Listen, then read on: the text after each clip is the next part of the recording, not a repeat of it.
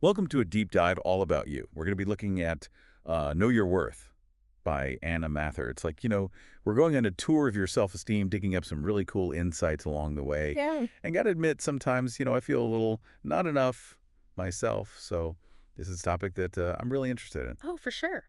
Struggling with self-esteem. I mean, something we all deal with, right? And what I really like about Mathur's book is that it gives us like actual tools, not just to understand self-esteem, but like practical things we can do to feel better about ourselves. Totally. And we'll be talking about all sorts of things, how our childhood affects our self-esteem, the pressure we get from society, even how being vulnerable can actually help us. And, of course, we'll get into specific strategies for how to boost your self-worth. But first, why is self-esteem even such a big deal? Well, I think Mathur nails it when she says that self-esteem is like fundamental. Like it's the base for, well, everything, our choices, our relationships, how we handle the tough stuff life throws at us. It's like the invisible force shaping our reality. Okay, I love that. And I really like that analogy she uses, the one where she compares self-esteem to, like, a gorgeous old mansion, but it's covered in dust.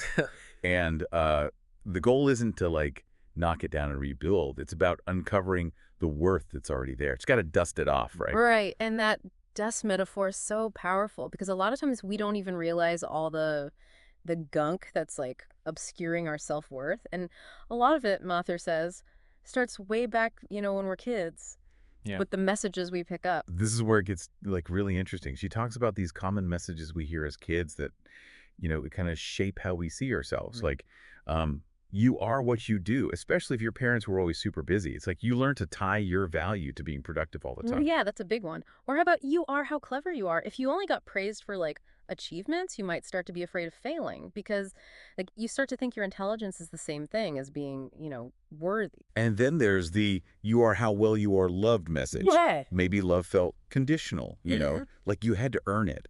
And these messages, even if they weren't meant to be harmful, they can stick with us and impact how we see ourselves even as adults. It's definitely worth thinking about, which of these messages resonate with your own experiences. It can be like the start of a real self-discovery journey. Okay, so we've got this potentially dusty foundation from childhood. Yeah. Then we head out into the world, and guess what? The world throws even more grime on top. Exactly. It's like everywhere we turn, there's a message about how we should look, how we should act, how to be successful. No wonder our self-esteem takes a hit. It's a lot. Yeah. And Mathur divides all these messages into two types of self-esteem boosters. You've got your quick fixes, like, getting likes on social media, buying new stuff. Feels good for a minute, but it's like a sugar rush. It fades fast. Right. And then there's the slow and steady nourishment, things like hobbies or having genuine connections with people or like doing things that line up with your values. These things take more effort up front, but they build real lasting self-worth. Kind of like eating a nourishing meal instead of just snacking on junk food. I like that. It's so true. But it can be really hard to resist those quick fixes, with all the messages we get these days. It's like a constant tug of war between what society tells us we should value and what actually makes us feel good about ourselves deep down. That's a great way to put it, that tug of war. And it leads us to something that might seem surprising: vulnerability. It can actually be a strength, not a weakness, when it comes to building self-worth. Vulnerability. Really? That's What? interesting. Yeah, think about that mansion analogy again, right? Now imagine you're opening it up to the public, letting people see inside. There's a risk there. People might criticize. But it also means you can connect with them, share something meaningful. So, like, when we hide our true selves, it actually hurts our self-esteem more. Exactly. It's when we allow ourselves to be vulnerable that we open up the possibility for real connection and, real growth. Those things are like essential for a fulfilling life. Hmm. That makes me think about, like, where in my own life I might be, keeping those doors shut and maybe missing out because of it. That's a great question to ask ourselves. We all have those areas where we uh, maybe hold back a little too much. Okay, so we've talked about those outside influences, but what about that inner voice? The one that loves to point out all our flaws. Ah, yes, that inner critic, the one that can be so, so loud sometimes. Patriarch calls it our internal dialogue. Yeah. And she gives some really practical advice on how to, like, actually change that voice to be more supportive, more encouraging. One thing she suggests that I really like is to, well, imagine you're talking to a child. Would you ever use those same harsh words with a little kid? Probably not. So why are we so mean to ourselves? That's a good point. She also says it helps to give your inner critic a name, like uh, make it a character. It makes it easier to, challenge its negativity. So instead of "I'm such a failure," it's more like, "Okay, negative Nancy, I hear you, but I'm not buying it today." Love that. And another important thing is to watch out for those generalizations. Like we often think in these absolutes, I always or I'm terrible at. But Mathur says we need to turn those into more balanced statements. So instead of "I always mess up," it's more like, "Okay, I made a mistake, but I can learn from it." It's about like embracing a growth mindset instead of, just beating ourselves up. That's a great example. And let's not forget about the power of gratitude, focusing on the positive things in our lives, even the small things. It can really help quiet down that inner critic. It's like intentionally shifting our attention to what's going well and what we appreciate about ourselves. Totally. Shifting that focus can make a huge difference because, let's be honest, that internal dialogue, it has a big impact on how we feel about ourselves. And that brings us to another big theme that there talks about people pleasing. Yeah, people pleasing. It often goes hand in hand with low self-esteem, doesn't it? We Right. put everyone else's needs first, hoping to get approval and like feel accepted. It's like we're trying to earn love by being overly accommodating, Yeah. agreeing when we really want to disagree. And we end up neglecting our own needs in the process. Mathura has this really powerful image. She says people pleasers are like metaphorically cutting off their own arms to help others. Ouch. Makes you think about what we might be sacrificing that's just too much, what we're giving up that's costing us our own well being. That's a pretty intense image, and it's so true. But setting boundaries, that can feel really selfish, especially when you're used to putting everyone else first. It might feel that way at first, but honestly, setting boundaries is not selfish at all. It's actually an act of self respect. And you know what? It can make our relationships stronger, not weaker. So we've been talking about boundaries, right? And this actually connects to something really interesting Mathur says about confidence. She thinks we shouldn't try to chase confidence directly. She says it's more like a byproduct, a result of building self-worth. Okay, I'm not sure I follow. It seems kind of counterintuitive. Can you explain that a bit more? Sure. Remember all that stuff we talked about earlier? The messages from childhood, the pressure from society, that inner voice? Well, Mathur's point is confidence grows when we focus on living in line with our values, not on getting approval from other people.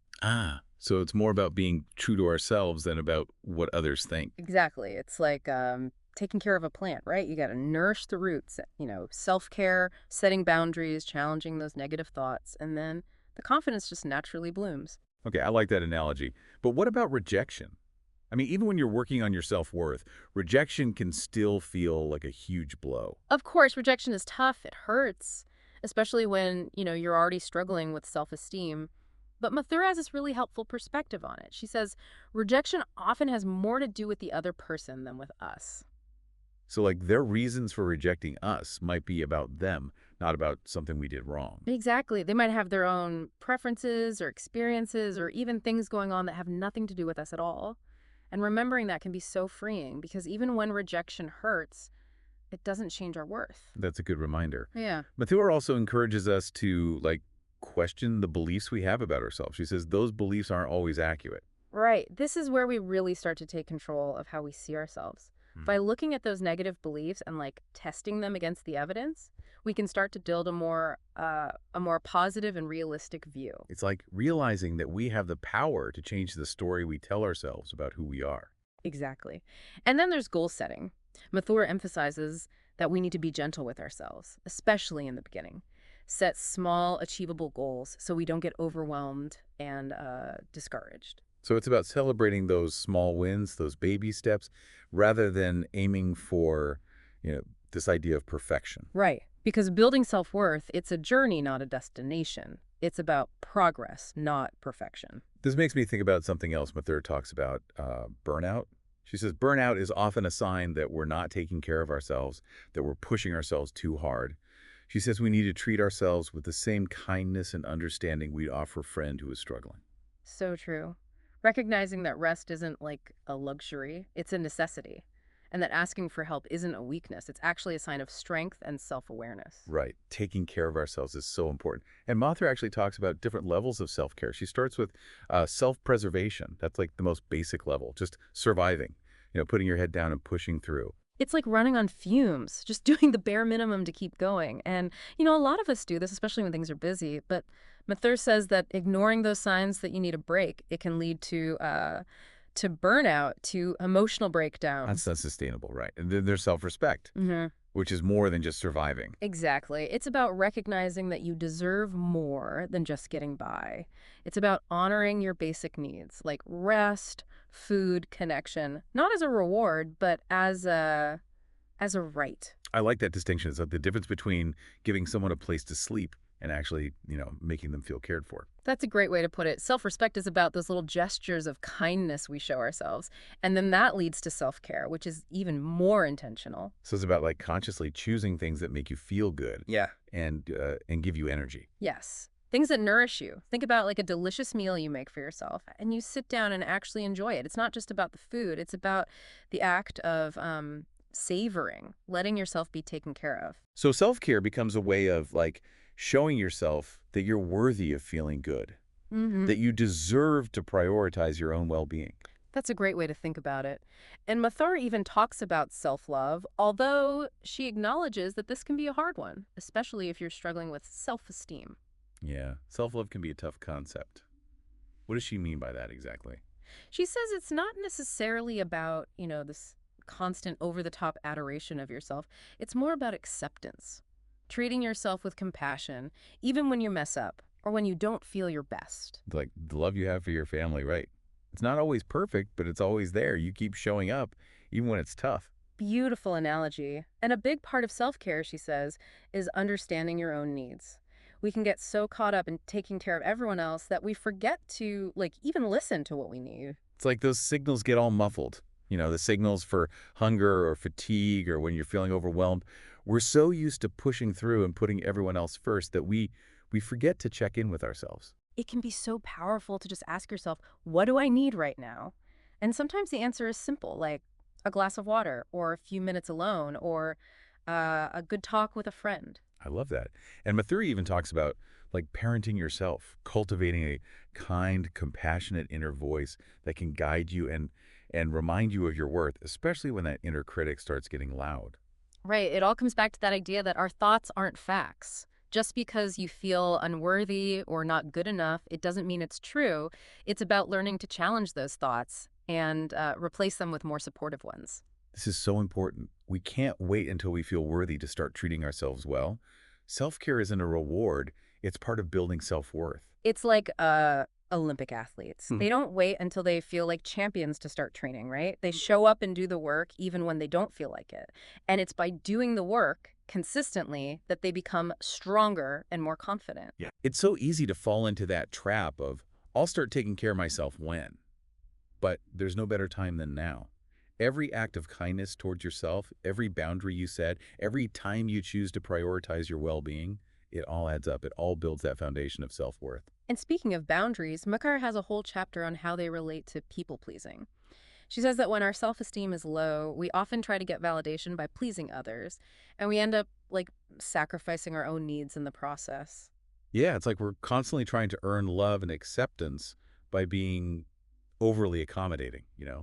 Saying yes when we really want to say no, we end up feeling drained and resentful. And she uses that powerful image again. People pleasers are like cutting off their own arms to help others. It's a reminder of how much it can cost us when we constantly put everyone else's needs first. That's such a vivid image. Yeah. And it makes you realize setting boundaries is not about being selfish.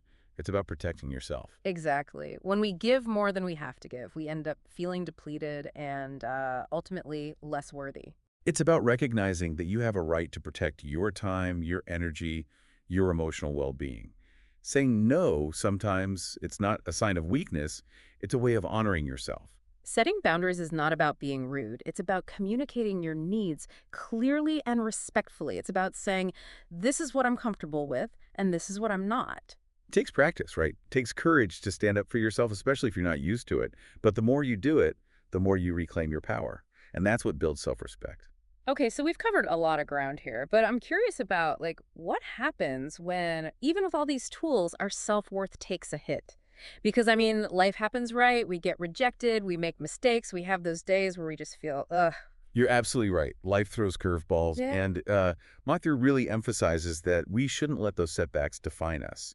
She actually gives some really practical tips on how to deal with those tough emotional moments and come out the other side with our self-worth still intact. One thing she talks about is just like acknowledging the feeling. It's tempting to just push those negative emotions down, tell ourselves we shouldn't feel this way. But Mathur says that actually makes it worse. It's like trying not to think about a pink elephant. The more you try not to think about it, the more it pops into your head. Emotions are kind of like that too. When we just let ourselves feel them without judgment, they can actually like flow through us more easily. She uses this analogy of like visualizing emotions as waves. They rise and fall, but we don't have to get swept away by them. And it's so important to remember that there are no good emotions or bad emotions. We've been taught to think that way, but really all emotions are valid. They're giving us information about what's going on inside and outside of us. It's like trying to only eat good foods. Mm. You can't just cut out all the things you enjoy or you'll end up like binging on them later. It's about balance. Exactly. It's the same with emotions. We need to embrace the whole spectrum, even the uncomfortable ones like sadness, anger, frustration. They all serve a purpose. They're not something to be afraid of or ashamed of. Mathuri even talks about gratitude in this way. She says, don't use gratitude to like shame yourself for feeling negative emotions. It's not about forcing yourself to be grateful when you're hurting. It's about finding that balance, realizing that you can hold both at the same time. That's such a powerful shift. You can be grateful for the good things in your life and still allow yourself to feel whatever else is coming up. And she also dives into some of those like heavier emotions, like guilt and shame, Mm. which really impact our self-esteem. Oh, definitely.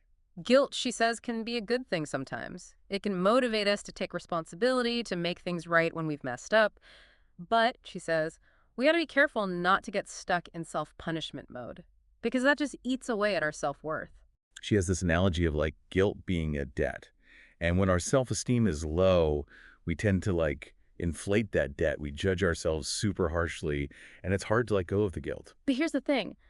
We all make mistakes. We're all imperfect. Holding on to that guilt, dwelling on the past, it just keeps us stuck in that cycle of self-blame. And she gives this three-step process for dealing with guilt.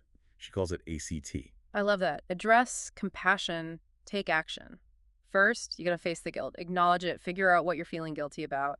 Then comes the self-compassion piece, reminding yourself that you deserve forgiveness, even when you mess up. And then taking action. Maybe that means making amends if you need to, or, just learning from the experience and moving forward with more self-respect. That's a great breakdown of the process. And then there's shame, which is a whole other beast. It's that feeling of being inherently flawed, like you're just not good enough. It can be really hard to shake, and it can lead to isolation, self-sabotage, even depression.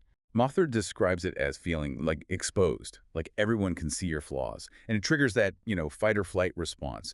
So you either get defensive or you withdraw, or sometimes you lash out. The important thing to remember is that shame thrives in secrecy. The more you hide it, the stronger it gets. Mathur says we got to bring it out into the open. Talk about it with people we trust, like friends, family, or a therapist. Talking about it can really help, just to know you're not alone in feeling that way. Right. And another important thing to remember is that shame often comes from our past, experiences where we were judged, criticized, maybe even abandoned. It's not something we're born with, it's something we learn. So those experiences might have shaped how we see ourselves, but they don't define who we are. We're still worthy of love and belonging no matter what happened in the past. That's such a powerful message. Healing from shame, it takes courage, it takes compassion, and sometimes it takes professional help.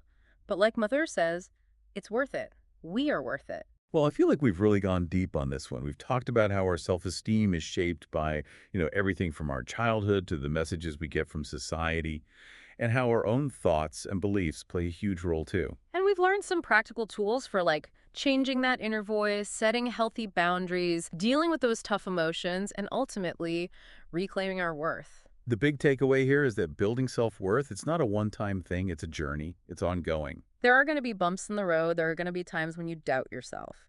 But by using these tools, by remembering these insights, you can face those challenges with more resilience, more self-compassion, and a deeper sense of, of knowing your worth. So as you go out into the world, remember to be kind to yourself. Celebrate those small wins. And never forget, you are worthy. Maybe a good question to ask yourself as you're leaving this deep dive is, what's one small act of kindness you can do for yourself today? What boundary can you set? What negative belief can you challenge? Thank you for joining us for this deep dive into Know Your Worth. We hope you found it helpful and that you continue to explore all the amazing things that are within you. And just for you, we've put together a 10-point summary of Anna Mathur's Know Your Worth. Here it is. Number one, self-esteem is the foundation for everything. It affects our decisions, our relationships, how we handle the challenges life throws our way. Number two, the messages we hear as kids, even the unintentional ones, can have a huge impact on how we see ourselves, even as adults. Number three, society pushes us towards these quick fixes for self-esteem. But real lasting self-worth comes from doing things that nourish us, that align with our values. Number four, vulnerability is not a weakness, it's a strength, and it's essential for creating real connection and growing as a person. Number five, that inner critic we all have, it can be really loud, but we can learn to change that voice to be more supportive and encouraging. Number six, people pleasing often comes from a place of low self-esteem. But setting boundaries is a way to show your self-respect, and it can actually make your relationships better, not worse. Number seven, true confidence, it comes from building self-worth, not from chasing external validation. Number eight, rejection is a part of life, and it doesn't define your worth. Number nine, we can challenge those negative beliefs we have about ourselves and create a more positive, realistic self-image. And finally, number 10, building self-worth is a journey.